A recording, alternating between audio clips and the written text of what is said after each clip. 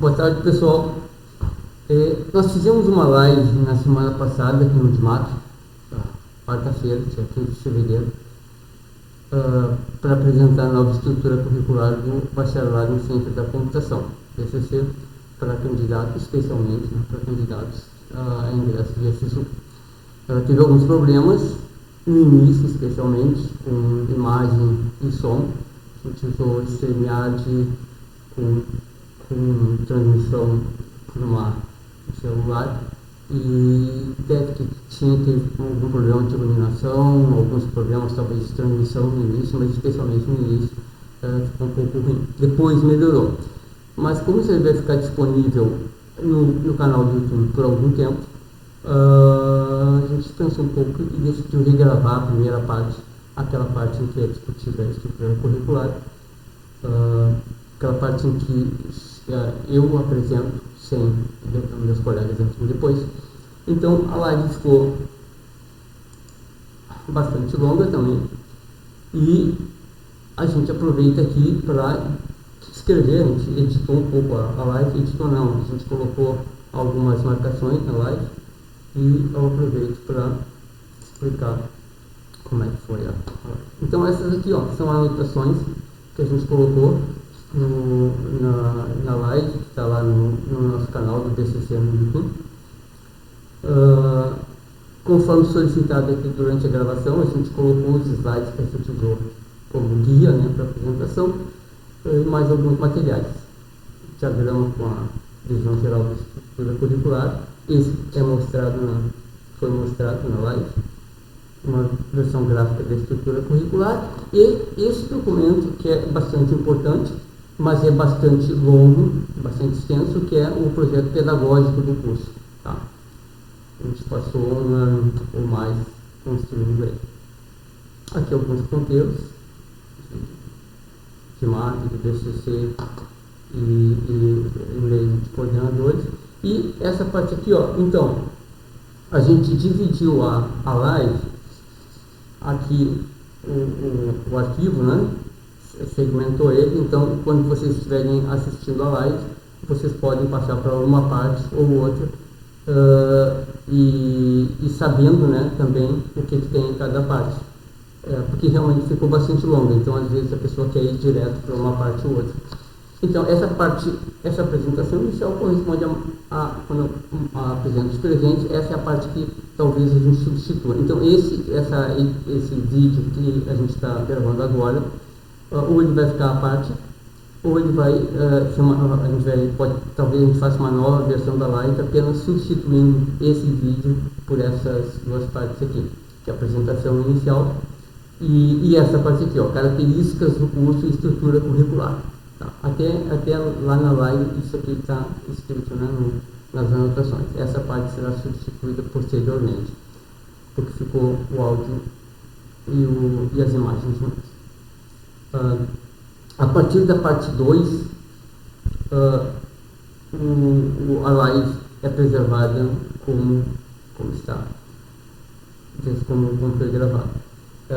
Nessa parte 2 e na parte 4, a gente descreve as áreas do currículo e um mecanismo de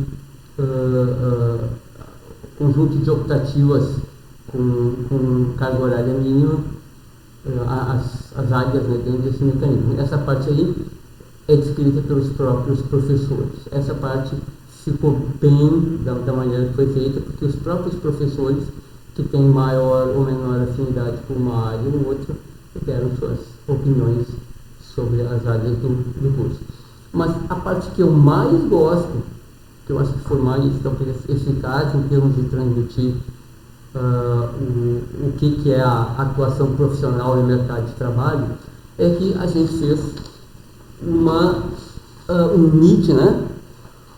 Uma reunião virtual com ex-alunos e alunos do curso, mostrando onde é que eles trabalham, né, a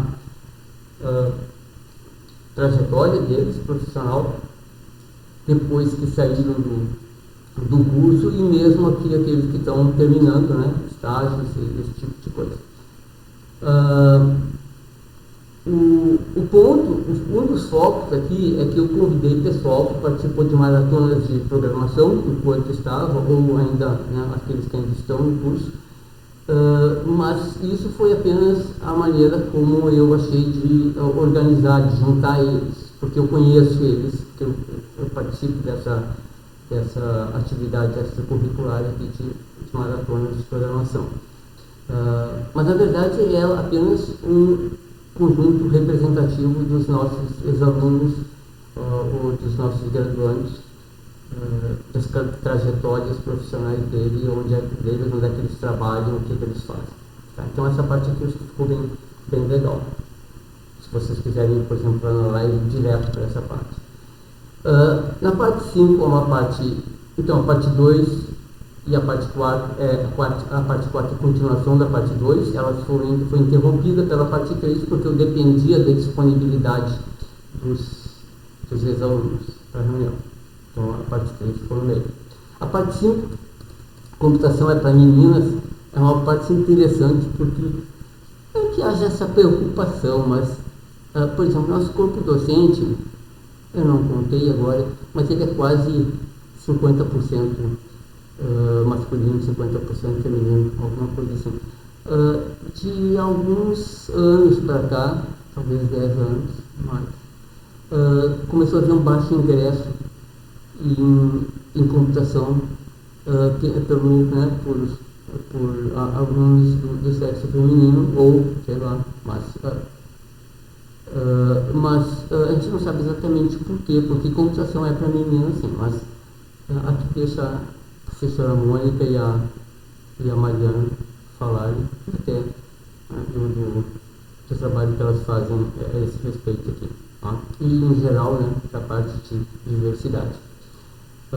A Mariana falou um pouquinho sobre um programa de estudo tutorial do MEC, que é o PET, do TCC, logo em seguida. E aqui na parte 6, eu volto a falar sobre a escolha do curso e aquelas dúvidas, né, que as pessoas têm sobre os vários cursos, e como será que eu preciso fazer esse ou aquele, como é que eu vou me dar no mercado, e aqui eu faço uma reflexão a esse respeito, que eu gosto também bastante. Certo? Então, vamos lá. Vamos voltar aqui para a nossa apresentação inicial. Então, só lembrando, o que esse vídeo vai substituir, além de aqui eu estar apresentando, né, a estrutura da live, porque nesse momento eu já sei exatamente como é que ela correu, né, foi a semana passada, mas esse vídeo tem o principal objetivo de reapresentar a parte 1, tá, características de curso e da estrutura curricular, que foi a parte que ficou prejudicada na filmagem e na gravação da live. Tá? Então vamos lá. Dados principais do BCC. O primeiro item que eu coloquei aqui é que ele é um curso diurno, manhã e tarde. Tá? E não tem como a gente mudar isso, tá? Porque isso é a maneira como ele está registrado até no próprio processo pedagógico do curso. Certo? Então isso eu estou colocando aqui apenas para evitar, né, pessoas que não possam, infelizmente, né, pessoas que não possam estudar de dia e não tem como se inscrever, como cursar. O segundo item aqui é que ele é uma estrutura curricular de 4 anos com entrada direta via SISU. Foi assim, o curso de BCC, ele teve entrada direta desde quando foi fundado, criado em 1986 até 2013. Aí depois ele passou a adotar a única forma de ingresso como reingresso de segundo ciclo, que eu vou explicar logo em seguida. E agora a gente tem a entrada direta novamente a partir desse ano. Então é por isso que a gente está divulgando, né? Porque isso é desconhecido da comunidade acadêmica, né? Então Sim, e é de 4 anos. A redução é possível porque a gente consegue agora, com essa entrada direta, concentrar disciplinas que a gente precisa realmente durante o curso, como a parte de matemática, né, um pouco mais no início. Com esse movimento de entrada direta via SISU, ele também passa a admitir reingresso de diplomado, pessoa que concluiu outro curso e quer fazer um DCC, pode entrar direto. E reopção de curso, né? Quem eventualmente acha que errou, está fazendo um outro curso e acha que mudou de ideia, já pode, esse ano, mais adiante, no edital de vagas residuais. Tá? Isso não podia também. Agora passa a poder. E ele continua admitindo a entrada via reingresso de segundo ciclo para egressos do BTI, certo? Então, isso é importante. Quem está cursando o BTI, em particular aqueles que estão fazendo a ênfase computação do BTI, continuam tendo a possibilidade de, ao final do BTI, fazer um reingresso segundo ciclo. Claro, o tempo total da formação fica um pouco maior. Desculpa. Porque com a entrada direta a gente consegue otimizar ele para um percurso de formação de ciência da computação, enquanto que no caso da entrada pelo BTI tem outras coisas, ele precisa ser um pouco diferente, ele não pode satisfazer todas as necessidades de estrutura curricular do BCC, então ele acaba sendo um pouco mais longo. Certo? Mas ainda quem está no BTI, por exemplo, agora, pode sim, ao final, entrar no BCC por um edital separado. Certo? Eu vi que houve perguntas durante a live que foram respondidas pelo professor André no chat. Ele é baseado,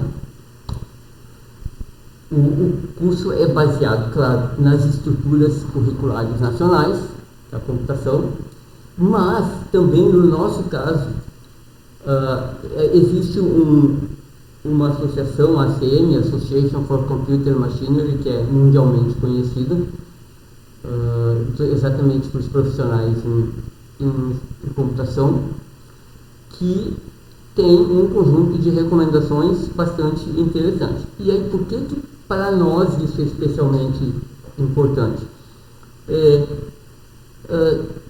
Grande parte dos cursos, grande parte das profissões, a sua atuação é aonde você está fisicamente.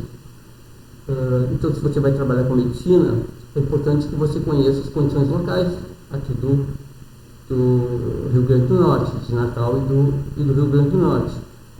Você vai estudar o tipo de doenças que existe aqui, o tipo de situação que existe aqui. Se você vai fazer uma licenciatura para dar aula para o ensino fundamental, o médio, você vai precisar conhecer o ensino aqui do RM.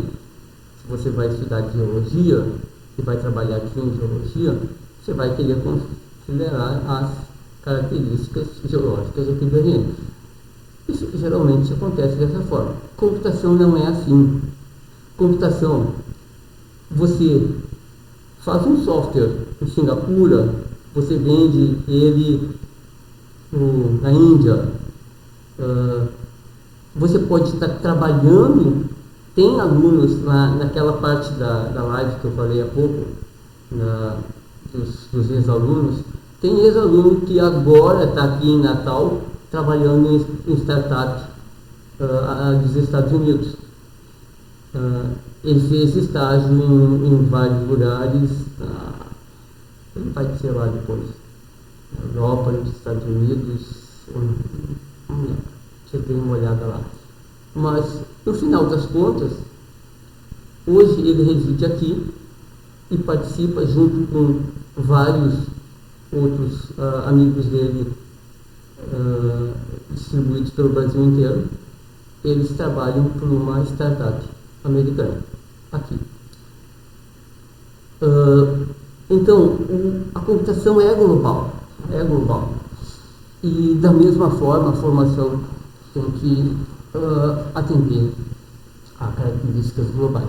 Uma coisa interessante, vocês devem ter ouvido, está bastante em moda ultimamente, o tal do ChatGPT.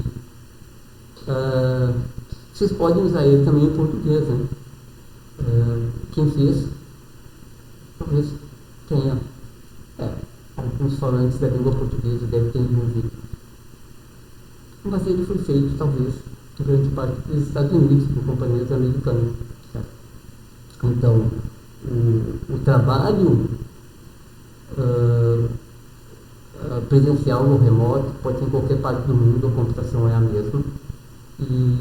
E a comercialização do software pode ser também a elaboração do software e a comercialização também pode estar em qualquer parte do mundo. Então, e uma outra coisa é que as próprias diretrizes nacionais da computação são baseadas nas diretrizes da ACE.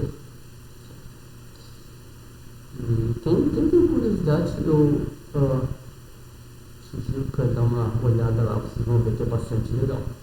Mesmo vocês não entendendo muita coisa nesse momento, mas já vão, né? O BCC tem foco definido na ciência da computação.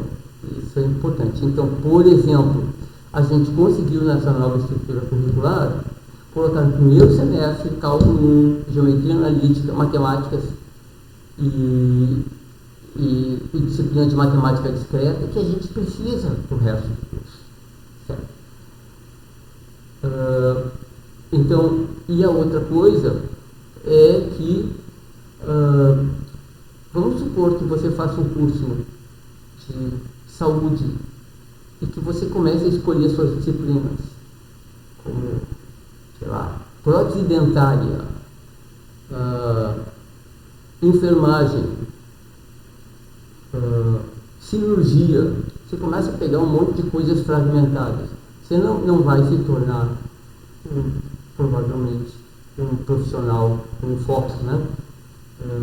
Embora, claro, se você quiser ter uma formação mais geral e com ingresso mais rápido no mercado, isso é uma opção. Mas o que a gente quer dizer é que nesse currículo, ele é um currículo com foco definido em ciência da computação. Tá? Mas a computação, nos dias de hoje, cresceu tanto nos últimos 10, 15 anos, que a gente gostaria de ter muito mais espaço para certas disciplinas novas e mantendo as antigas, mas que já não é mais possível. Então, a gente fez um currículo flexível. Às vezes, a flexibilidade em alguns cursos era obtida simplesmente aumentando a quantidade de disciplinas optativas. Em vez de 10%, que é o mínimo obrigatório no currículo, você pode escolher 20% das suas disciplinas. E a gente fez isso de uma maneira um pouquinho mais inteligente, que é, além das optativas livres, a gente tem alguns grupos de optativas com carga horária mínima. Então, vocês vão ver isso logo no slide seguinte, que é, a gente coloca que essa área que é importante que você tenha exposição, mas tem mais de uma opção. Vocês vão ver logo no slide a seguir. A parte de orientação curricular hoje em dia, vocês vão ouvir dizer que o ensino médio está muito deficiente, certo? Na hora de entrar na universidade. Esse discurso eu ouvia há 30 anos atrás, mais de 30 anos atrás, quando eu entrei na universidade. Sempre foi uma transição abrupta a entrada para a universidade do ensino, sempre foi. Pode até ser pior agora ou não, mas esse discurso sempre existiu. Então, o que a gente nota é que às vezes as pessoas tentam nos cursos compensar isso colocando algumas disciplinas chamadas de nivelamento. Isso não tem funcionado. Que não é com uma disciplina no início que você vai conseguir compensar toda a eventual deficiência que um aluno possa ter em relação ao ensino básico, ao ensino fundamental. Agora estou confundindo, desculpa. O que a gente está fazendo em vez disso é tentar não, a gente colocou algumas disciplinas de orientação curricular. Uma delas no primeiro semestre, que o objetivo é uma disciplina, o aluno tem que participar, ele tem que vir. E a ideia é a gente conseguir expor para o aluno, ouvir o aluno para ver quais as deficiências específicas de cada um e orientar o que ele pode fazer para sanar essas deficiências. Então, se o aluno chega em aula e sabe inglês, legal. Se ele não sabe inglês, a gente vai orientar ele a fazer uma disciplina optativa de línguas. E o cara, a pessoa que sabe inglês, não vai precisar fazer uma prova de dispensa, porque essa disciplina é opcional. A pessoa que tem dificuldades na área de matemática, a gente vai ajudar, os professores dessa disciplina vão ajudar ela a se orientar. Aqui tem uma coisa muito importante, que é o seguinte: a principal a principal disciplina, a principal objetivo da universidade é ensinar o aluno a aprender a aprender. Aprender a aprender. Por quê? Porque depois de formado, a pessoa ainda pode fazer pós-graduação, verdade? Mas basicamente, depois de formado, depois do estudo formal, ela vai passar dezenas de anos na vida profissional e ela vai ter que ficar aprendendo coisas novas a cada momento. A pessoa, um bom profissional, nunca para de aprender. Então, ele tem que, durante a universidade, aprender a aprender. E essa orientação curricular também vai nesse sentido. A pessoa, é uma pessoa com capacidade, mas tem algumas deficiências no ensino anterior, no ensino médio, por exemplo. Aqui a gente já mostra, vai lá e estuda isso e olha isso, pega esse livro, ou entenderam? A gente acha que a gente pode orientar um pouco.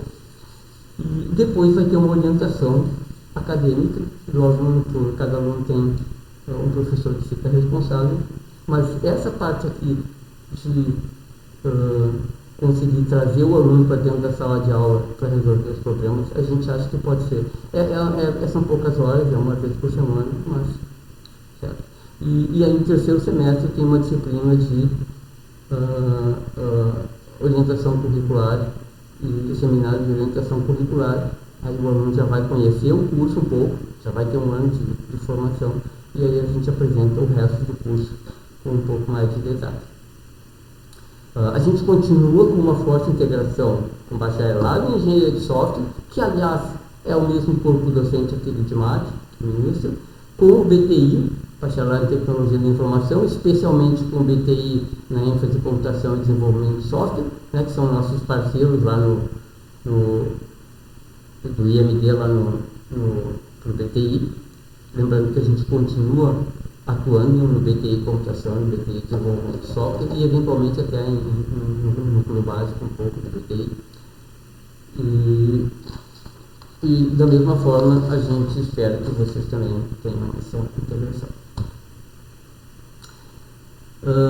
Meus colegas não deixariam eu passar sem colocar esse slide aqui, que é a avaliação do... só um momento, interrompido aqui.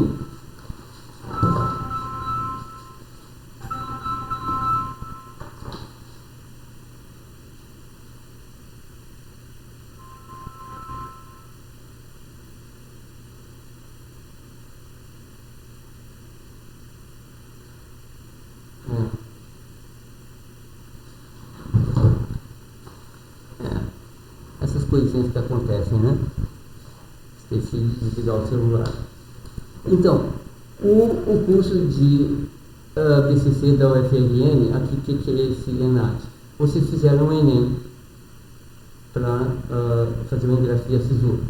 O ENAD é um exame específico por área, então existe um ENAD para a ciência da computação, que é usado para avaliação do curso, né, principalmente. E os conceitos discretos vão de 1 a 5, 1, 2, 3, 4, 5, 5 ao máximo, e a gente tem tido 5 sistematicamente em 2017, teve de novo agora em 2021, ele era para ser trienal, mas aqui foi 4 anos por causa da pandemia. Tá. CPC é um conceito mais amplo, que ele, além do ENAD, ele considera também infraestrutura do curso, infraestrutura de pessoal. Os nossos professores aqui são todos doutores, 40 horas, e infraestrutura física, né? Então, a gente em 2017 foi o único curso da UFRN que teve 5 no ENAD e no CPC. Teve outros também que tiveram 5 no ENAD. E em 2021 a gente voltou a ter 5 no ENAD, o CPC ainda não foi divulgado. Ou seja, nosso curso é bom e a nossa infraestrutura de pessoal é boa. Aqui é assim, eu não posso, eu e meus colegas, a gente não pode pegar e começar a citar e escrever cada disciplina do curso. Porque se vocês entendessem, vocês não precisariam, vocês já estariam formados. Certo? Então, é difícil, né? É possível explicar para vocês o que vocês vão ver no curso com detalhes. A gente vai até soltar alguma palavra durante essa apresentação, alguns nomes de áreas, de disciplinas, para dar uma ideia, certo? Mas não será surpresa se muitos de vocês não entenderem grande parte dessas expressões. Então, a gente fez esse slide aqui, que dá uma ideia do curso, certo? Então, primeiro eu vou começar aqui com as optativas livres. O mínimo que existe, que dá para fazer, é 10%, o MEC obriga a ter 10% de optativas livres. O que é isso? Significa conjunto de disciplinas que vocês conseguem, que vocês podem escolher, certo? O que vão cursar. Bom, a gente, frequentemente, antigamente, os currículos pegavam e colocavam 10% livre e tudo que podia eles colocavam de obrigatório, porque os grupos das áreas achavam que tinha que ter a sua disciplina, né, que era importante, mas hoje já não dá mais para fazer isso. Então, para ainda permitir que disciplinas importantes possam ser cursadas e sejam ministradas, o que a gente fez? A gente reduziu o conjunto de disciplinas fixas, chamadas às vezes também obrigatórias, né, para 53% do currículo. Aumentou as livres para 22%. E para não eliminar disciplinas totalmente, a gente, em vez de dizer, essa disciplina, inteligência artificial, é obrigatória, mas aprendizagem de máquina, então, sinto muito, vai ter que ser optativa. O que a gente fez?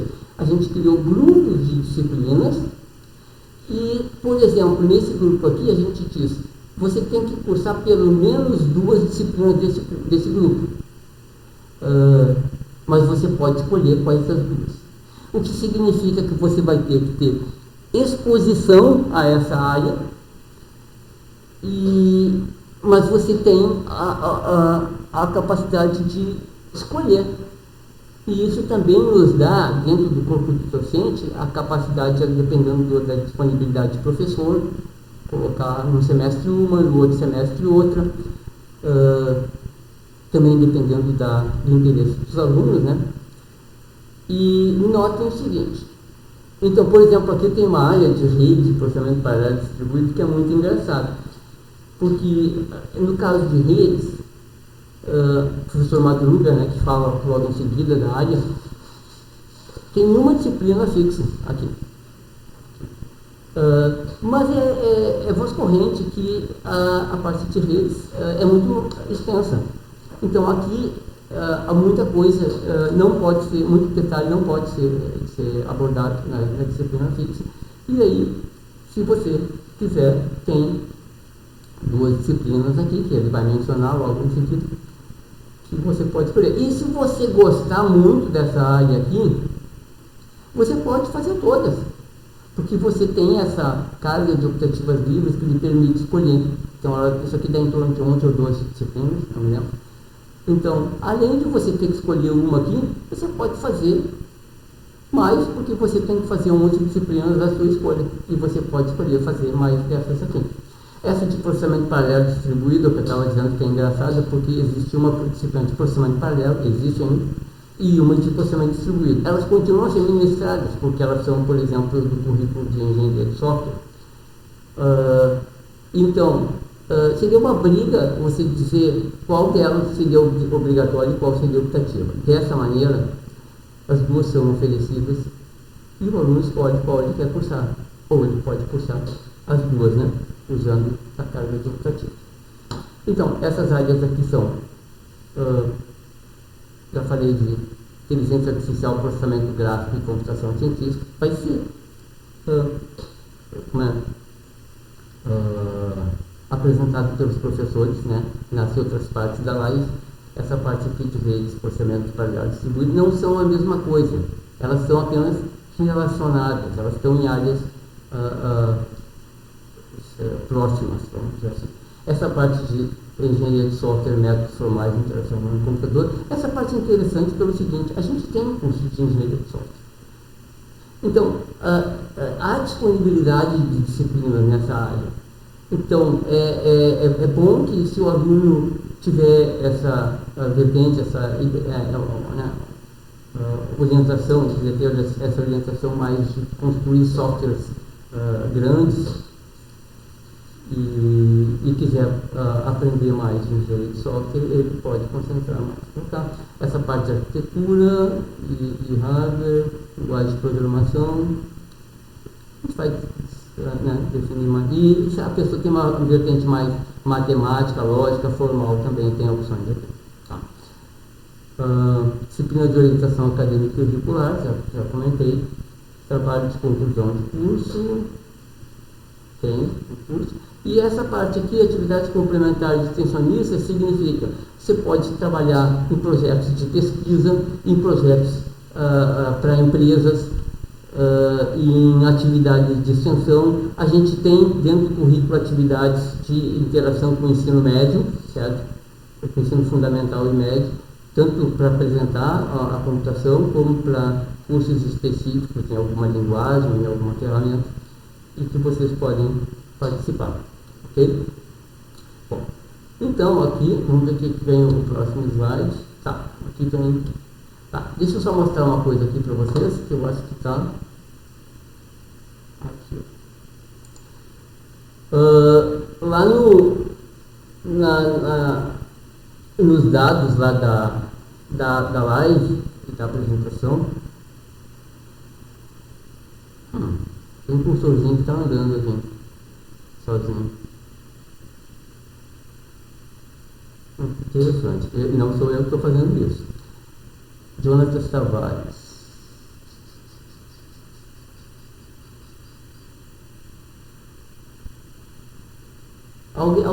Isso aqui não está como live, isso aqui está como uma apresentação. Alguém talvez esteja lá dentro da visualização que está apresentando. Eu não vou conseguir tirar isso aqui. Mas, enfim, depois eu vou descobrir quem é esse Jonathan Tavares aqui que está brincando aqui com a minha apresentação. É porque isso aqui está público, né? Esse slide. Então, aqui, ó,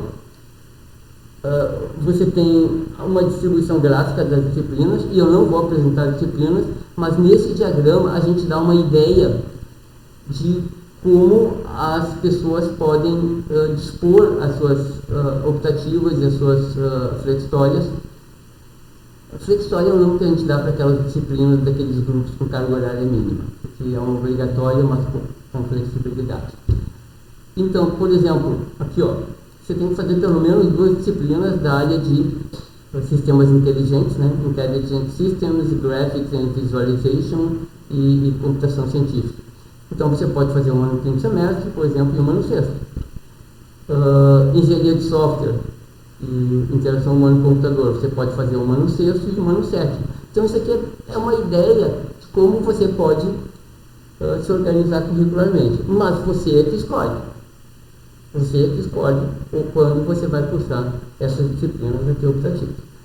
E aqui as optativas livres, né, que como a gente falou, pode ser tanto mais alguma dessas aqui, desses grupos, ou você pode fazer Libras, ou línguas, inglês, ou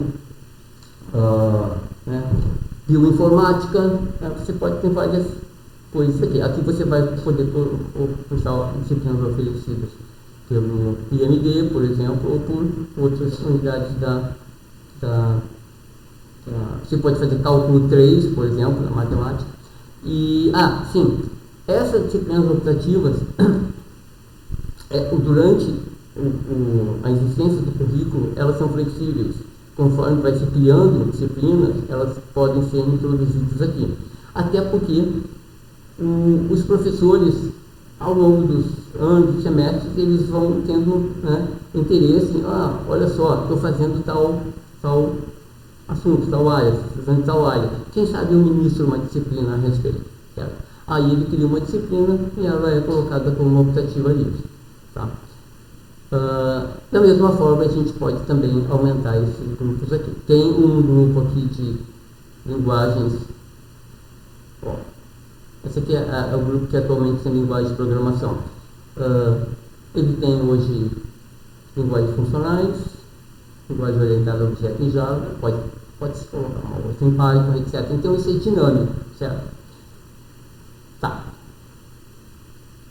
Eu não vou nem tentar ler o nome dessas disciplinas aqui. Quem tiver interesse, a gente já sabe onde encontrar. Certo? Tá aqui, aqui na apresentação, é esse aqui, visão gráfica da estrutura curricular do curso, tá? Bem, agora sim, essas grupos de disciplinas, a gente dividiu ele em áreas, uma classificação tentativa, certo? Você vai estudar durante o curso algoritmos de programação, matemática convencional, ensino superior, matemática específica para computação, hardware e sistemas, banco de dados, redes, engenharia de software. Essas áreas aqui vão ser explicadas na parte 2 da live, aliás, já foram explicadas, elas estão lá, pelos próprios professores, certo? E depois disso aqui, eles comentam, também sobre as disciplinas desses grupos aqui, certo?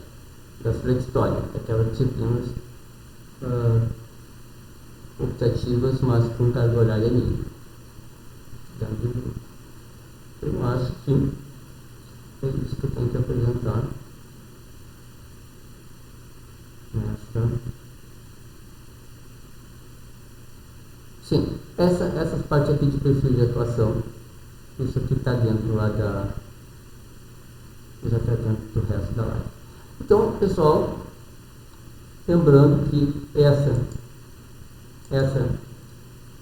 é a introdução, que dá uma ideia do curso. Lá na live, vocês podem pegar, então, aqui na parte 2 e na parte 4, que são descritas as áreas do currículo, e esses grupos aí de pré-história, e interrompidos aqui, lá na live, pela parte 3, que é os próprios alunos, ex-alunos e alunos final de curso, falando sobre suas experiências profissionais. É isso. Então tá. Obrigado pelo interesse. Qualquer coisa, estamos à disposição.